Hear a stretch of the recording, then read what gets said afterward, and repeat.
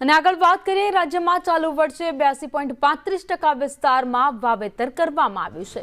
ચાલુ વર્ષે 70.47 લાખ હેક્ટર વિસ્તારમાં વાવેતર થયું છે। ગયા વર્ષે કુલ 73.72 લાખ હેક્ટર વિસ્તારમાં વાવેતર થયું હતું। ડાંગરનું 7.17 લાખ હેક્ટરમાં વિસ્તારમાં વાવેતર થયું છે, જ્યારે બાજરીની વાત કરીએ, બાજરીનું 1.53 લાખ હેક્ટર વિસ્તારમાં વાવેતર થયું છે।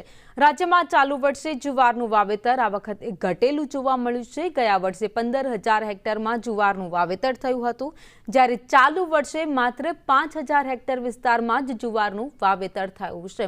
2.64 લાખ હેક્ટર વિસ્તારમાં મકાઈનું વાવેતર થયું છે, તો કઠોળનું કુલ વાવેતર 2.96 લાખ હેક્ટર વિસ્તારમાં થયું છે।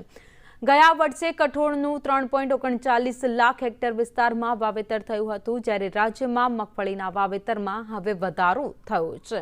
આ વર્ષે 20.41 લાખ હેક્ટર વિસ્તારમાં મગફળીનું વાવેતર થયું છે। તેલીબિયા પાકોના વાવેતરમાં આ વર્ષે વધારો થયો છે। ચાલુ વર્ષે 25.75 લાખ હેક્ટર વિસ્તારમાં વાવેતર થયું।